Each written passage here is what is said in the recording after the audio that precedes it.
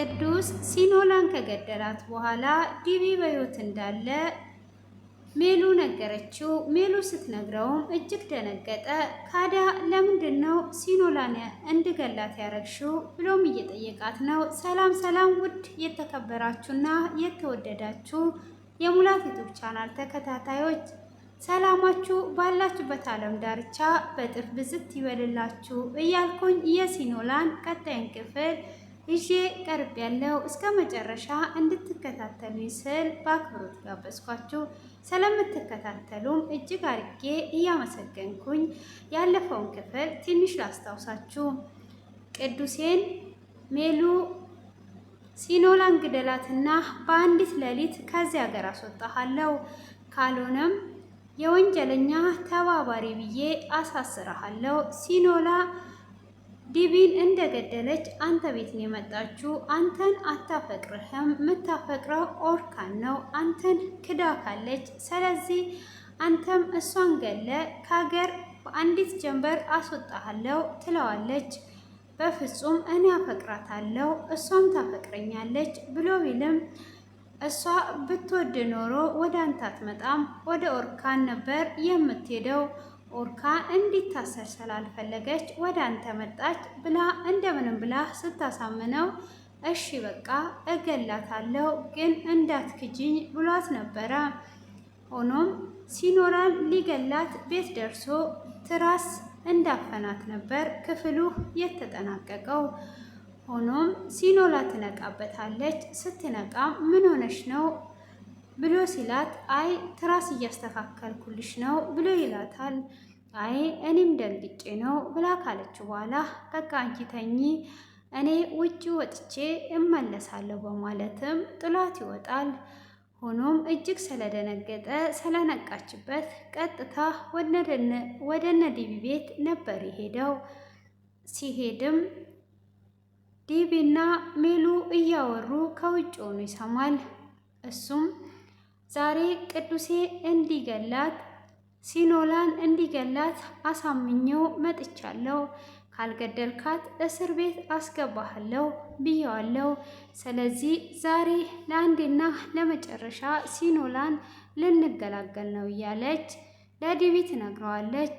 ቅዱሴም ይህን ሲሰማ እንዴ ዲቢ አልሞተም ማለት ነው እንዴ በማለትም እጅግ ይደነግጣል።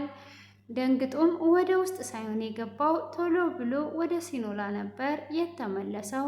ሲኖላንም በጣም ደስ የሚል ነገር የምስራች ይዤልሽ መጥቻለሁ፣ ሲኖላ እንኳን ደስ አለሽ ብሎ ይላታል። ግን ምንድን ነው እሱ ብላ ብትለውም እየደጋገመ እንኳን ደስ አለሽ ብሎ ይላታል። እሺ ንገረኝ ቅዱሴ ምን ሆነሃል ብላ ስትለውም ዲቢን አልገደልሽውም፣ አሁን አንቺ ነፍሰ ገዳይ አይደለሽም፣ ዲቢ በሕይወት አለ ብሎ ይነግራታል። እሷም እጅግ ትደሰታለች። እንዴት አወክ? እንዴት ነው እሱ ብላ ስትል እኔ አሁን እነ ሜሉ ጋር ሄጄ ነበረ፣ ዲቢና ሜሉ እያወሩ ነው። ስለዚህ ዲቢ በሕይወት አለ፣ ምንም ነገር አትፍሪ በማለት ያበረታታትና ደስታዋን ከነገራት በኋላ ሜሉ አንቺን እንድገልሽና ከዚያ ሀገር እንድታስወጣኝ ካልገደልኩሽ ደግሞ እንደምታሳስረኝ ነግሯኝ ነበረ። ስለዚህ አንድ እቅድ እናውጣና ይሄንን ነገር እንደገደልኩሽ እናደርጋለን በማለት ይመካከራሉ።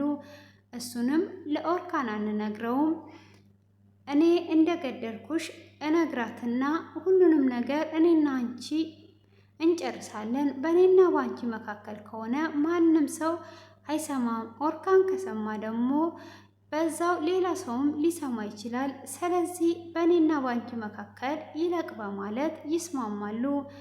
ለምንድን ነው ግን ግደላት ያለች? ይሄን ያህል ምን አድርጊያት ነው ያማረርኳት ብላ ስትለውም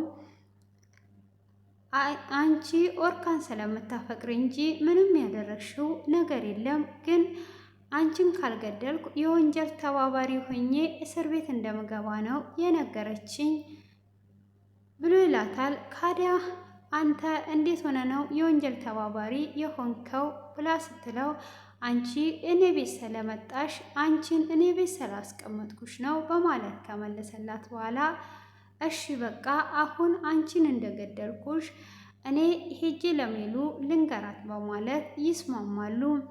እሷም ደውልና ንገራት ብላ ስትለው አይ አልደውልላትም መጠጥ ቤት አገኛታለሁ ብሎ ይላታል። ሜሉም ዲቢን እንዴት እስካሁን ድረስ አልደወለልኝም ወይስ አልገደላትም ወይ እየተጠራጠርኩኝ ነው በማለትም ትነግረዋለች። አይ ሲጀመር ቅዱሴን እኮ ማመን የለብሽም፣ በደንብ እኮ ነው የሚያፈቅራት፣ እንዴት ይገላታል ብለሽ ታስቢያለሽ? ስለዚህ አይገላትም፣ ቅዱሴ እጅግ ፈሪ ነው ብሎ ይላታል። አይ ይገላታል፣ ካልገደላት እንደማሳስረው ስለነገርኩት በማለት ትለዋለች። ወይን ያልደወለልኝ ፈርቶ ስለሆነ እዛ መጠጥ ቤት ሄጄ አገኘዋለሁ በማለትም ለዲቢ ትነግረዋለች። እሱም እሺ በቃ ሳምኝና ሂጂ በማለት ሲላትም አንተ ግን በዚች በጥቂት ቀን እንዴት ልታፈቅሪኝ ቻልክ? ትለዋለች።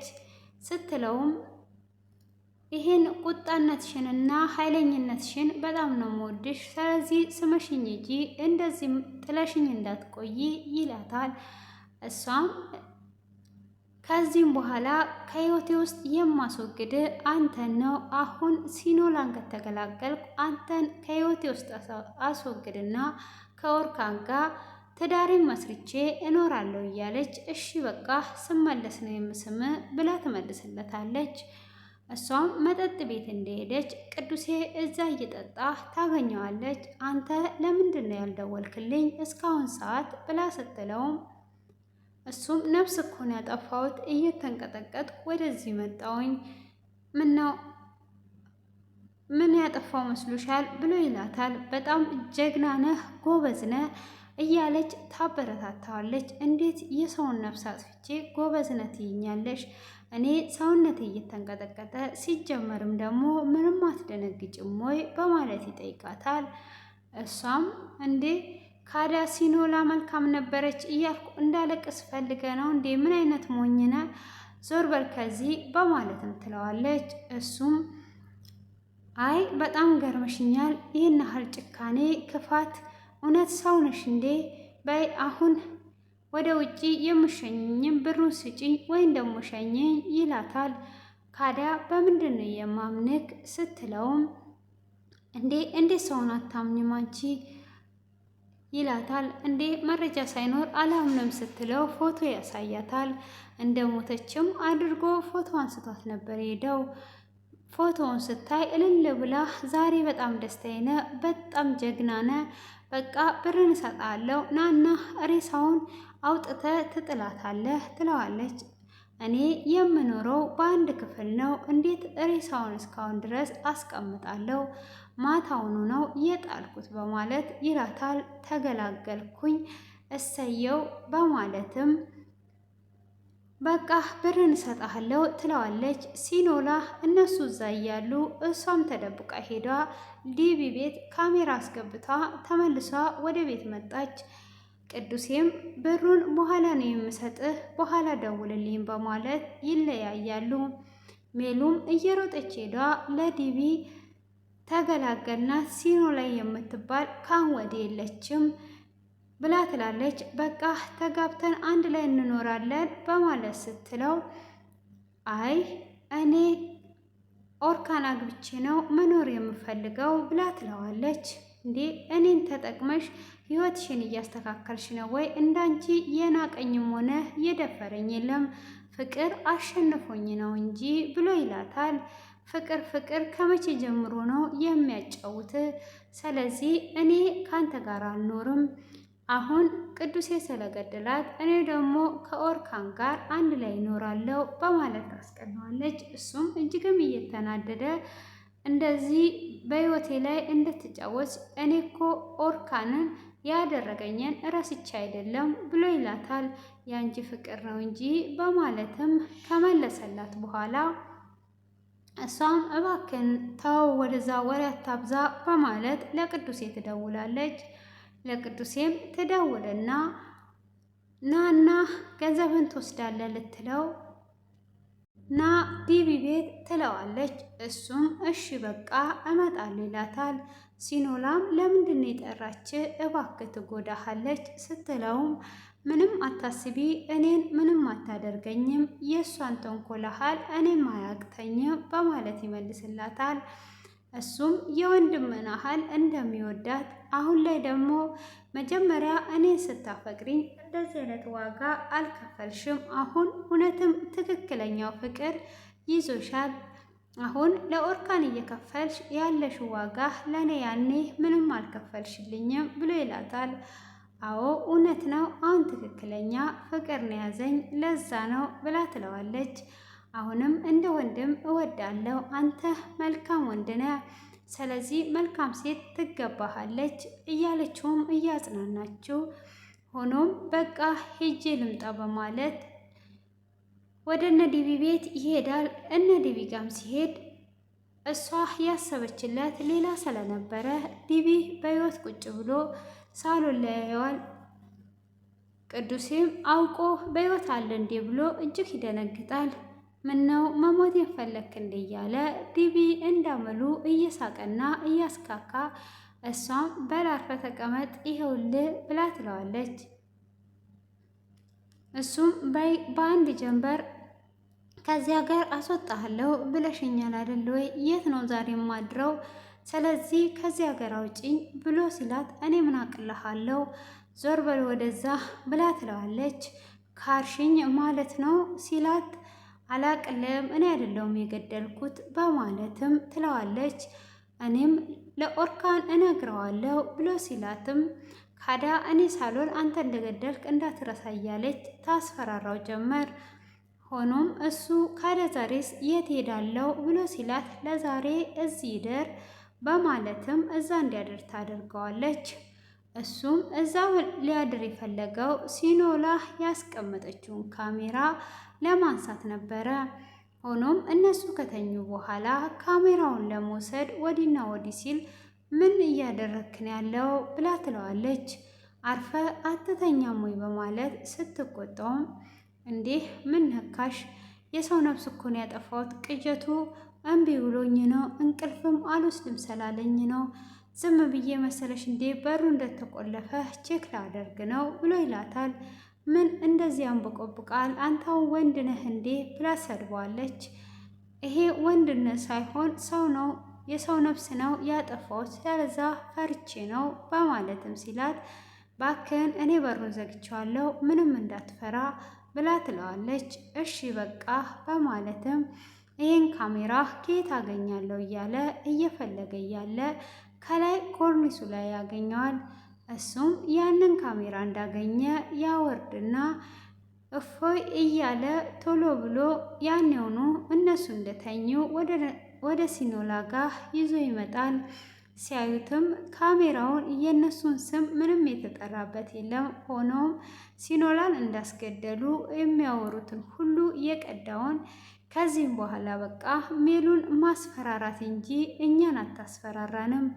ከዚህም በኋላ ከኦርካን ጋር ደስተኛ ሆነሽ ትኖሪያለሽ፣ ህይወትሽን በደንብ ትኖሪያለሽ። እሷ ደግሞ በተራ ዋጋ ትከፍላለች። እራሷ በቆፈረችው ጉድጓድ እራሷ ተቀበረችበትም እያሉ እየተጫወቱ እሷም እያመሰገነችው ዲቢ ሜሉን እውነት ቅዱሴ የገደለው ይመስልሻል እንዴ? በፍጹም አይገላትም። ውሸቱንስ ቢሆን እንዴት አመንሽው ብሎ ይላታል። ይኸውልህ ካላመንክ ፎቶዋን የው፣ ከዚህ በላይ እንዴት ነው የማምነው ብላ ትለዋለች። አይ አይመስለኝም በማለት ጠቅ ካረጋት በኋላ ሜሉም እውነትም ካልገደላትስ ውሸቱን ይሆን እንዴ በማለትም ትደውልለትና የት ነው ያለው ብላ ትለዋለች።